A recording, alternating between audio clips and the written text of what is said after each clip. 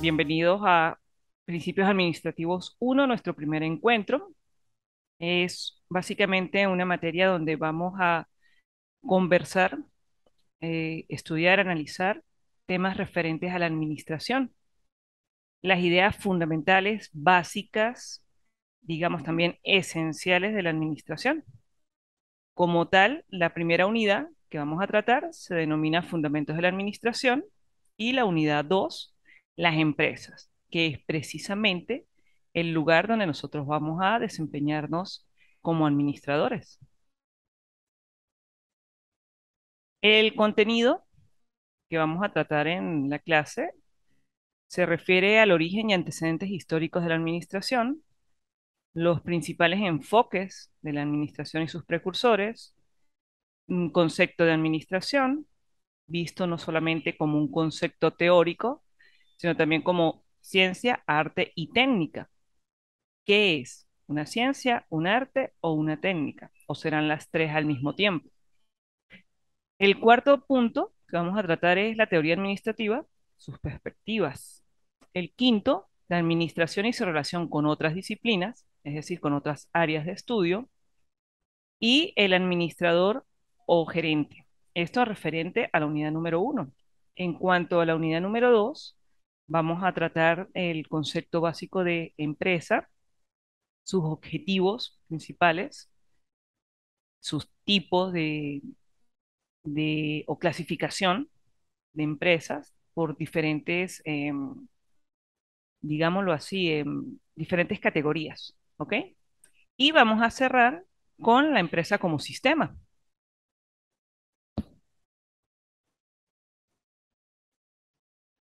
Iniciamos con el concepto de administración. Bien, básicamente, cuando nosotros hablamos de administración, decimos que es un proceso.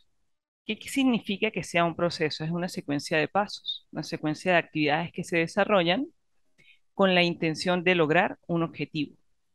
Ese objetivo o la administración, una definición muy tradicional, muy práctica, es que nos dice que administrar es llevar las riendas, conducir hacia un objetivo o hacia algo que queremos alcanzar.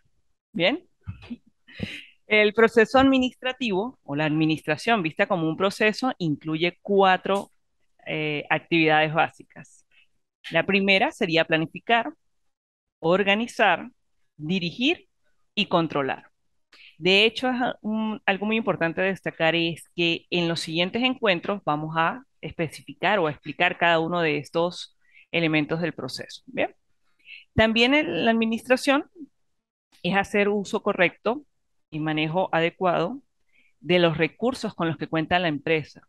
¿Cuáles son esos recursos?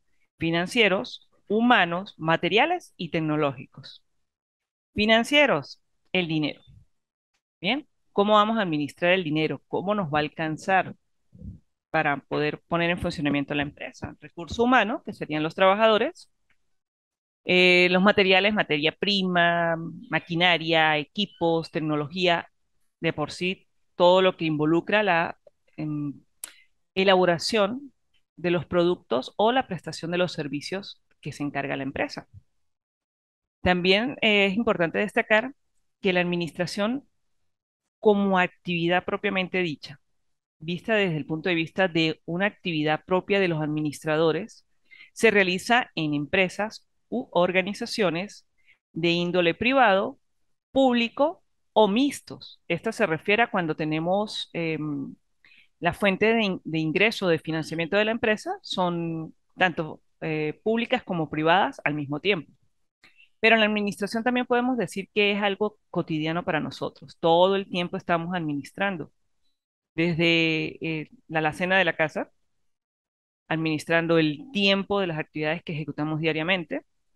Bien, todo eso es administración. Es algo tan común para nosotros que prácticamente no nos damos cuenta que estamos escogiendo, diciendo qué queremos hacer primero o qué queremos hacer posterior en función de qué es prioritario. Y la administración, tal cual como la conocemos hoy en día, podríamos decir la administración contemporánea, es producto o consecuencia de la revolución industrial.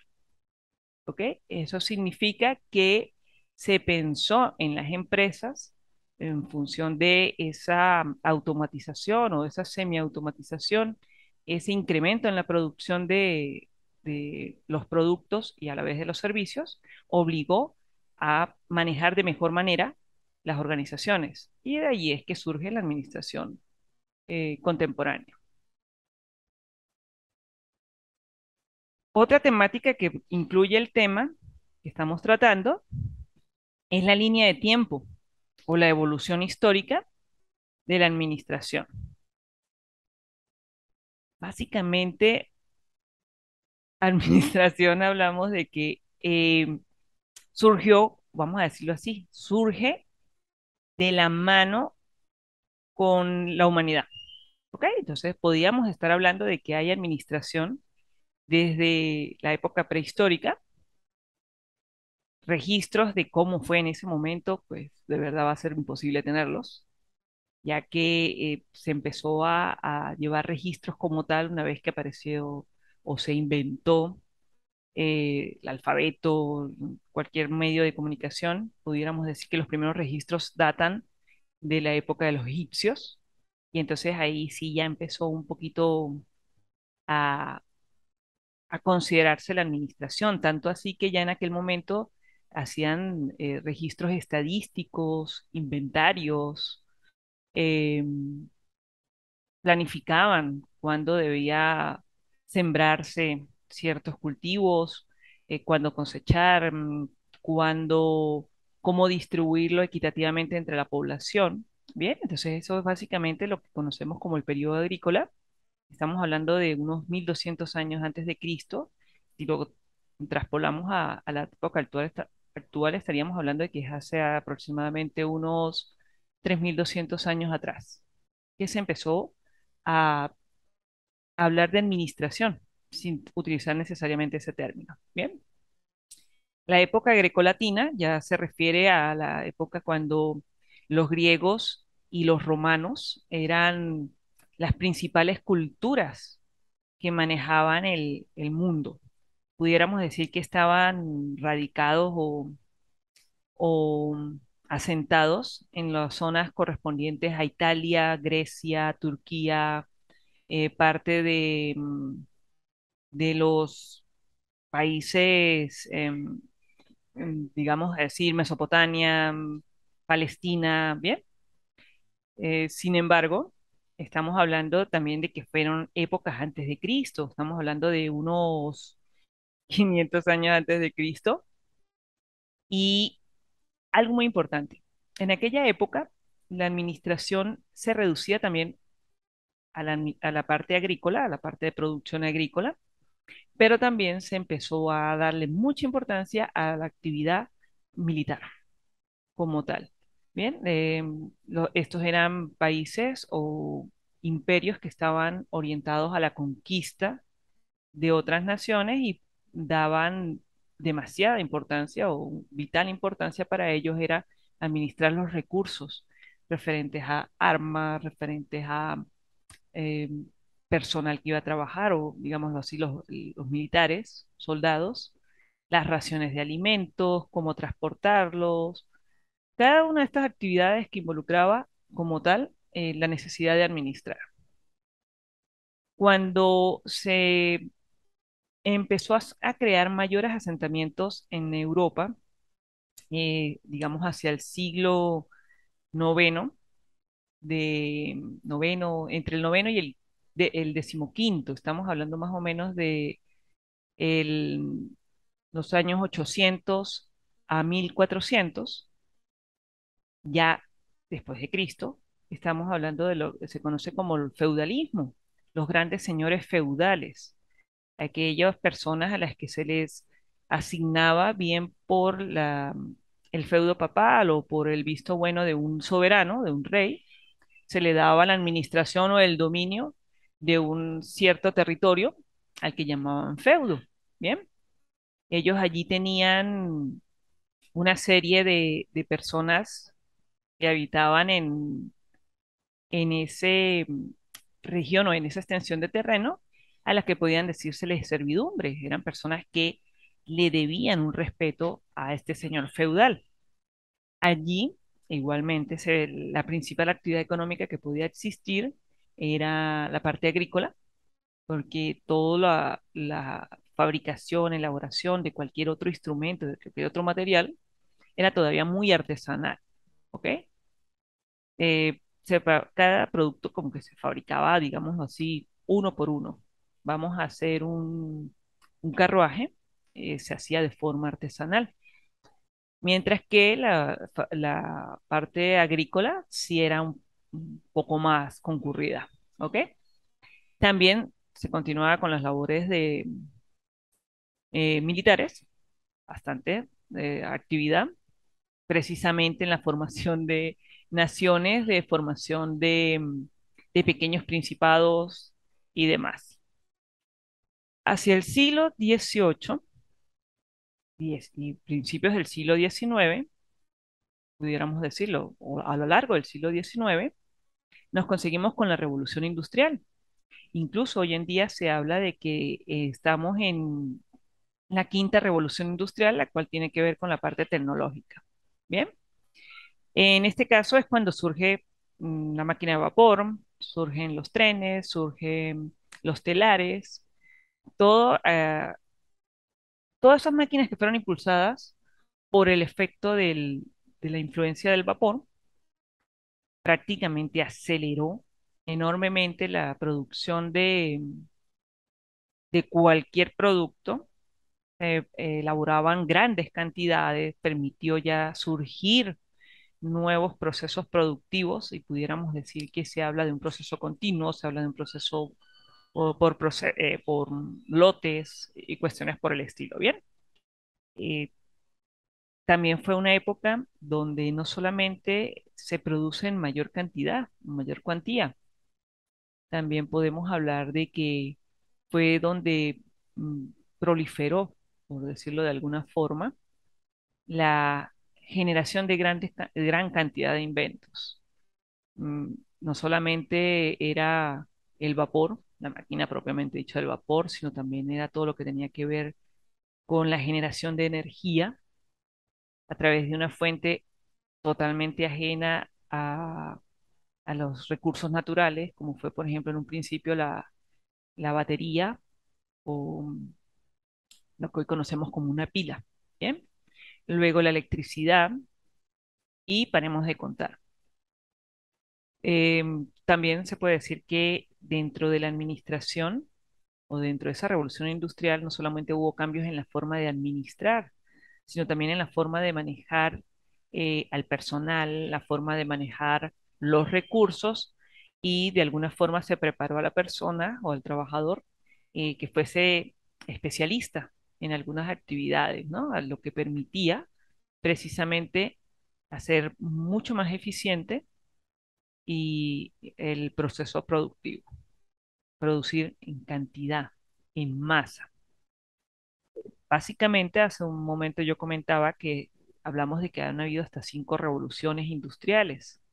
Esos han sido los momentos o las subdivisiones a lo largo de las épocas que se han dado desde el siglo XVII, los 1800.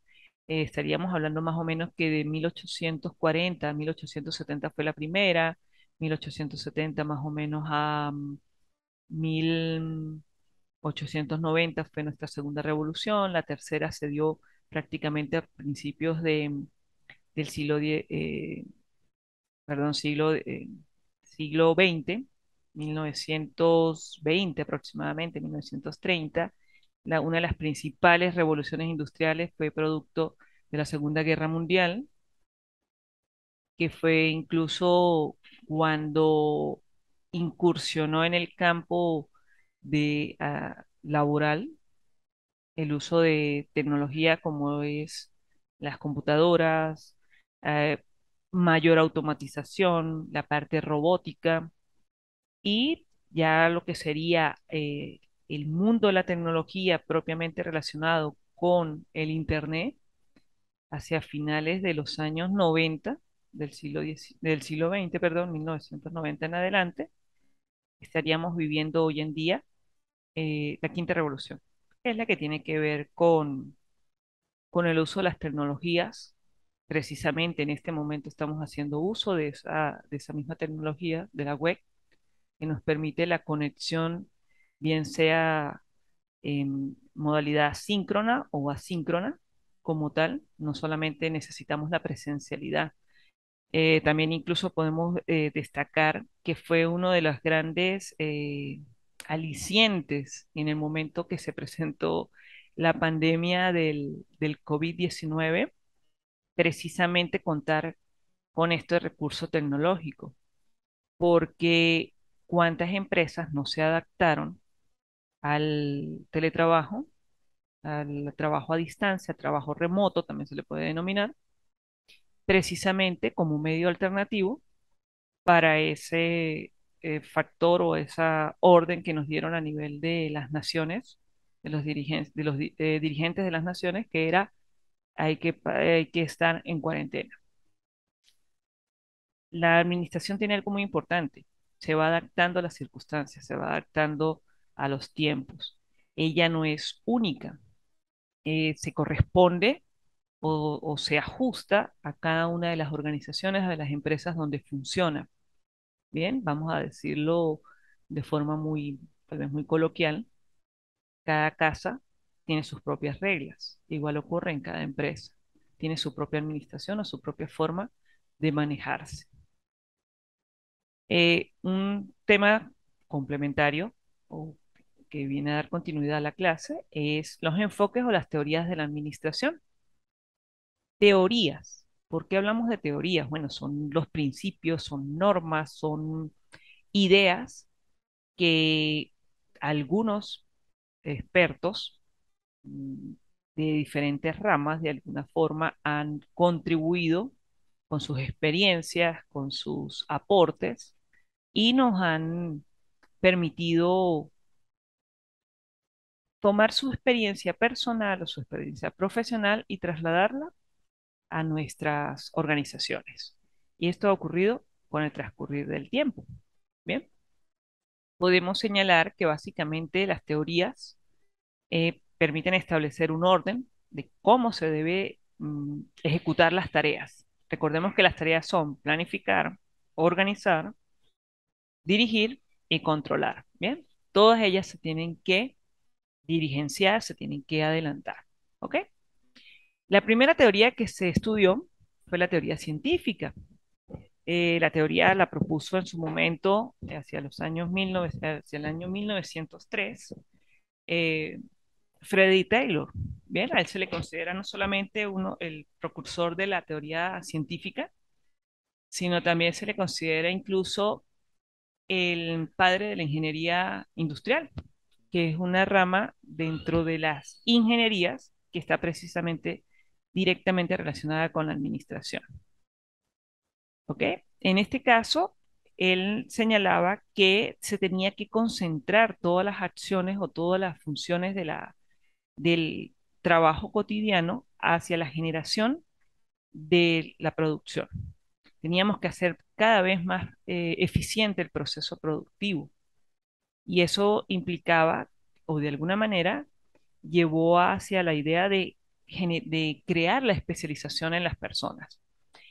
Vamos a suponer, vamos a hacer a ver, ¿qué podemos producir? Zapatos. Bien. Entonces está la persona que se especializaba en cortar el cuero y él era súper experto en cortar el cuero, pero era muy malo cosiendo. Entonces, teníamos otra persona que era muy mala cosiendo, pero excelente en la parte de cortar, era mala cortando, perdón, y excelente cosiendo. Bueno, pues entonces dejábamos a uno solo, al que era especialista en cortar en esa tarea, al que era especialista en coser en la correspondiente, y así sucesivamente todas las actividades o todas las acciones que involucra el proceso productivo. No solamente estaríamos hablando de producir calzado, prendas de vestir, alimentos, vehículos y paremos de contar cualquier actividad. Bien, posteriormente surge la teoría de la burocracia, donde se busca centralizar las actividades que se desarrollan, ¿bien? De forma tal que cada persona es responsable, asume la responsabilidad de las tareas que está ejecutando. Y en dado caso, él puede a su vez tener personas que trabajan con él en conjunto o trabajan para él. Hacia el año 1916, Fayol nos propuso la teoría clásica. Bien, en este caso, él nos habla de que se tiene que trabajar por un sistema. El sistema, manejamos siempre la teoría o el principio de que tenemos entradas, tenemos un proceso, tenemos una salida. Se va a trabajar en conjunto, se va a controlar cada una de las actividades y se van a asumir las responsabilidades correspondientes. También tenemos la teoría humanística, la teoría del comportamiento, la teoría de las contingencias. Estas son teorías que surgieron hacia el siglo XX, ¿bien? 1932, 1950, 1980. ¿Por qué estoy tocando las tres como si fuese un solo conjunto de elementos? Bueno, porque es que en este caso ya no se centra la actividad de la administración en el proceso productivo o en el producto que se elabora, sino en la persona que trabaja o que se desempeña en la actividad. Bien, por eso es que se habla de humanismo, de el recurso humano propiamente dicho. Bien, ¿qué es la administración como tal? Ya lo decía, es un proceso, planifica, organiza, dirige y controla el manejo de los recursos y las actividades de trabajo con el propósito de lograr los objetivos o metas propuestas de la organización de manera eficiente y eficaz. Rápidamente, objetivos es lo que yo quiero alcanzar. Bien, organización se puede entender como organización el conjunto de personas que están trabajando todas en conjunto en procura de alcanzar precisamente esos objetivos. La organización es un sinónimo del término empresa.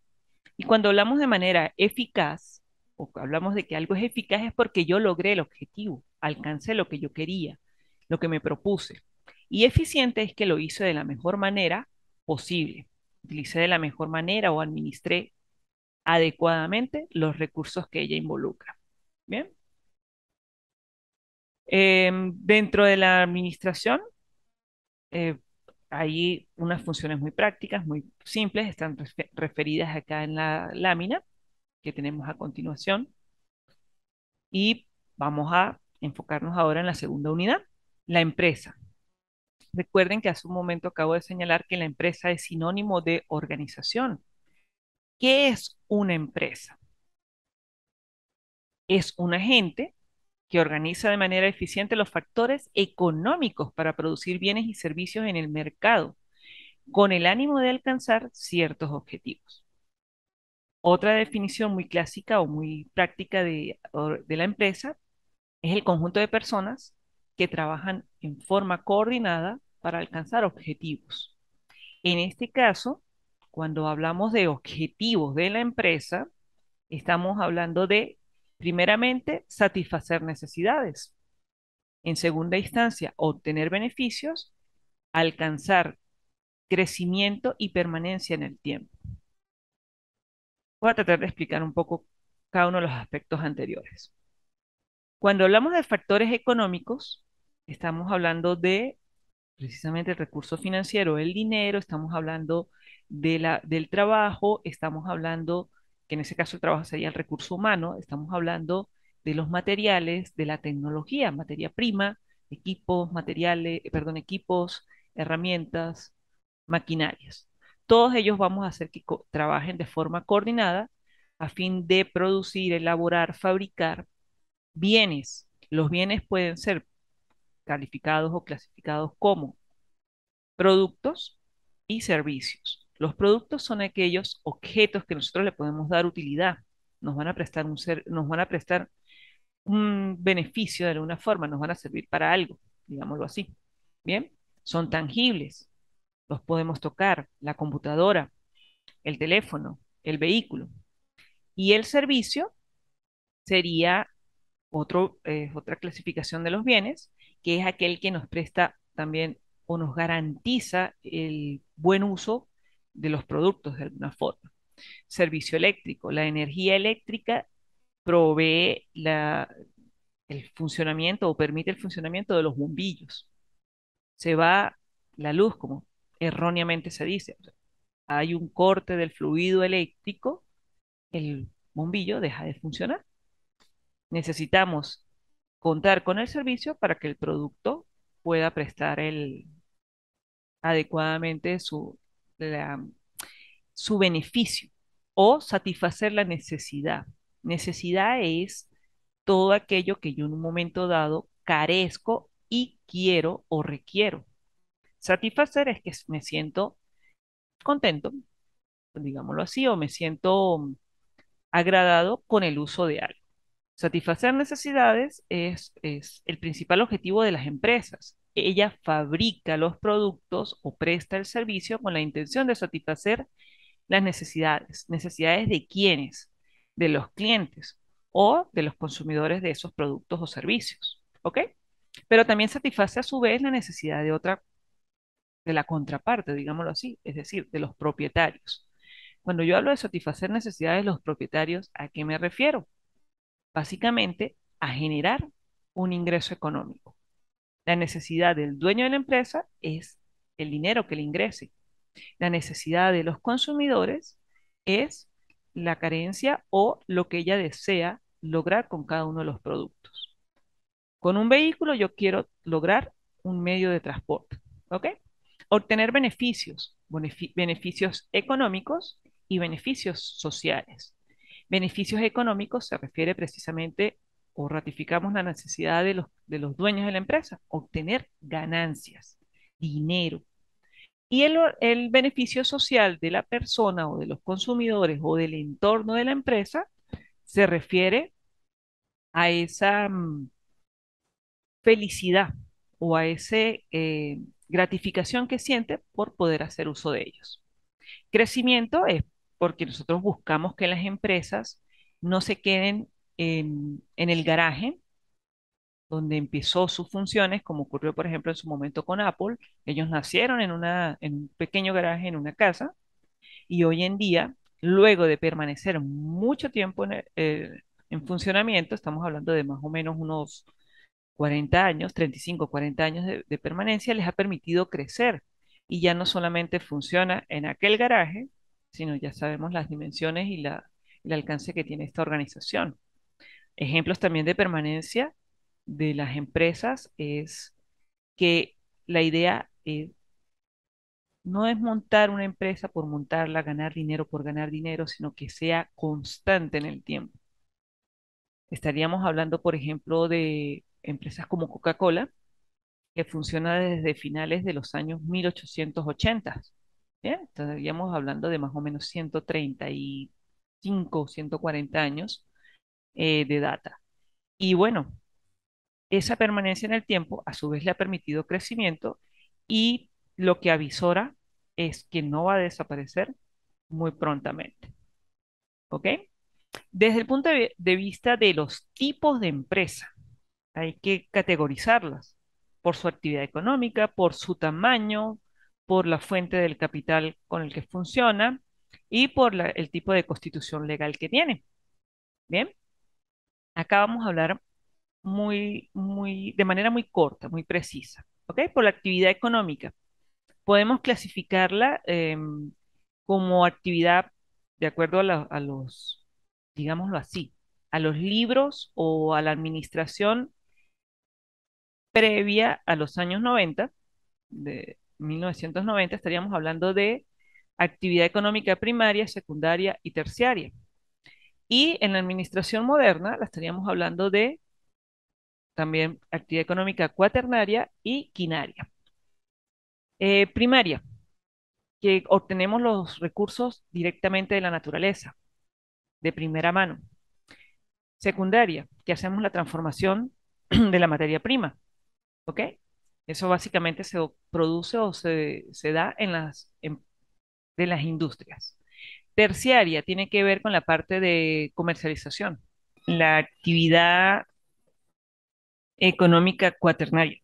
que tiene que ver con la prestación de servicios asociados a los productos que hemos comercializado en la actividad económica anterior. Bien, esto podría decirse que se refiere a los talleres mm, que le brindan de alguna manera revisión periódica a los vehículos que compramos, que adquirimos en un momento dado.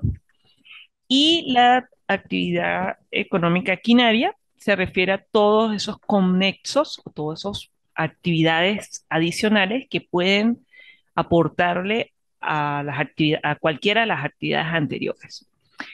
Por ejemplo, la universidad. Eso se puede considerar como una actividad quinaria, se refiere a la formación y capacitación de las personas que van a ejercer actividades en cada una de las anteriores empresas mencionadas. Por su tamaño, este se refiere a la cantidad de trabajadores que tiene la empresa, no se refiere a las dimensiones de la estructura física. Bien, pudiéramos estar hablando de empresas pequeñas, medianas y grandes. Algunas, algunos países, algunas organizaciones, algunos autores eh, consideran sus parámetros muy específicos en cada caso. Pudiéramos estar hablando de que una empresa de, que se le puede denominar pequeña son aquellas que tienen un personal, un conjunto de trabajadores que llega a estar en el orden de los 50 a 100 trabajadores. Estaríamos hablando de que las empresas medianas pueden ser aquellas que tienen entre 100 trabajadores a 300, a 500 trabajadores. Incluso hay clasificaciones donde nos hablan de que pudiéramos estar hablando de llegar casi a los 1.000 trabajadores. Y las grandes empresas o las empresas grandes serían aquellas que tienen más de 500 trabajadores en adelante. ¿Ok? Dentro de esa misma clasificación por tamaño, hay una subdivisión hoy en día, sobre todo en lo que se refiere a las empresas pequeñas. Estaríamos hablando de la empresa individual, la microempresa. La empresa individual, como su nombre lo dice, es de uno, un individuo. Bien. Y en ese caso, pudiéramos estar hablando, poniendo un ejemplo muy sencillo, las famosas firmas personales, en el caso venezolano. Las microempresas podrían manejarse hasta 10 trabajadores. ¿Ok? Eh, Hay una característica muy importante, no necesariamente es único y exclusivo, sino que se tiende a generalizar. La situación es que las empresas, las microempresas, en gran medida son empresas también familiares, ¿ok? Que la mayoría de sus integrantes pertenecen a un mismo núcleo familiar. O la otra clasificación sería, o otra tipología sería por la fuente de origen del capital. Recordemos que al hablar de capital estamos hablando del dinero, de dónde sale el dinero con el que funciona la empresa. La fuente puede ser pública, puede ser privada o puede ser mixta. La empresa pública es aquella cuyos recursos económicos son otorgados, los provee el gobierno, el Estado, bien, son de índole público. De alguna manera pertenece a todos, pero recordemos que va a estar bajo la administración de los representantes de un gobierno. ¿Ok? Ejemplo de una empresa de carácter público. Pudiéramos estar hablando de Petróleos de Venezuela, que tal vez en este momento no tiene una muy buena administración, es otra cosa, pero es el mejor ejemplo que podemos citar. La fuente de origen privado, estaríamos hablando de cuando el dinero es propio de los dueños, sale de su propio bolsillo. Una empresa cuyo dueño puede ser cualquiera de nosotros. ¿Ok? No tenemos nada que ver, no tenemos ninguna relación directa con el gobierno, sino que surge de del dinero que genera la propia persona, sea por trabajo, sea por herencia, sea por el origen como tal, ¿no? Pero siempre y cuando sea lícito. Es importante destacar eso. ¿Ok?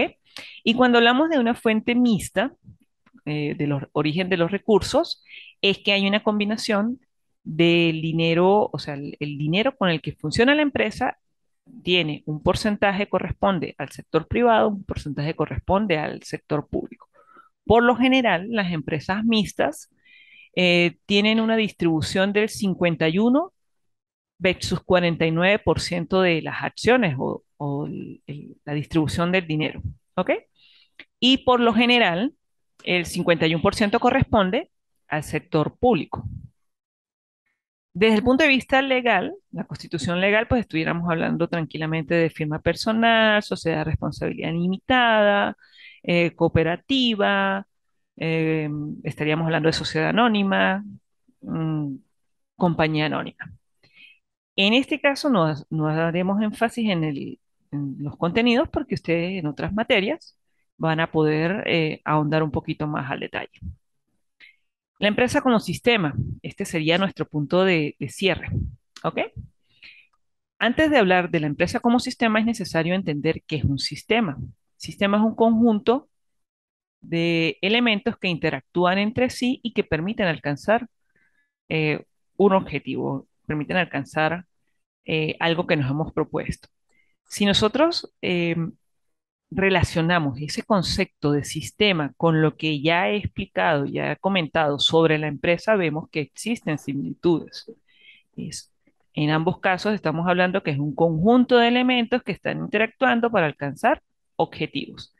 En el caso del sistema, nosotros pudiéramos hablar de tres elementos fundamentales: las entradas, el proceso y las salidas. Bien, que está afectado por un ambiente externo. Bueno, en ese caso nosotros pudiéramos decir que tranquilamente la empresa también es un sistema con entradas, con procesos y con salidas, donde ¿qué serían las entradas? De manera muy simple. Pudiéramos estar hablando de que son las materias primas. El proceso productivo es todo, o el proceso sería toda la acción de convertir, de transformar esas materias primas en la salida, que viene a ser un producto. Vamos a suponer una empresa referida a la parte de confecciones. Bien, las entradas que, no, que vamos a ingresar, va a ingresar, vamos a suponer materia prima como telas, hilos, botones, paremos de contar. Va a ingresar todo lo que se refiere a un recurso humano que se va a encargar de elaborar el proceso. También pudiéramos estar hablando incluso de todo lo referente a energía eléctrica y paremos de contar que va a permitir que funcionen los componentes del proceso, que sería donde está toda la maquinaria.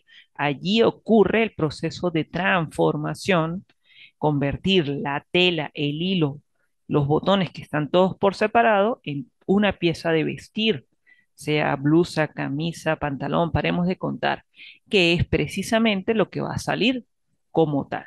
¿Ok? Es importante destacar que cada una de las actividades de los contenidos que yo expliqué hace un momento van a ser evaluados como tal y, bueno, espero la participación de todos ustedes en el desarrollo de estas actividades en el tiempo pautado como tal, a fin de poder evaluarse con el 100%. Hay una modalidad novedosa en este periodo académico, que es una nivelación hacia el final del periodo académico. Todo aquel estudiante que no haya podido entregar en el momento correspondiente lo puede hacer allí. Solo que hay un aspecto a considerar. No va a tener la evaluación al 100%. ¿Ok? Bueno, gracias por la atención y cualquier cosa estoy a la orden. Recuerden, pueden contactarme a través del aula virtual, mensajería instantánea, por el foro, o bien también pueden comunicarse si lo consideran necesario a través de mi número telefónico, que yo siempre también facilito en el aula. ¿Vale? Gracias y feliz tarde.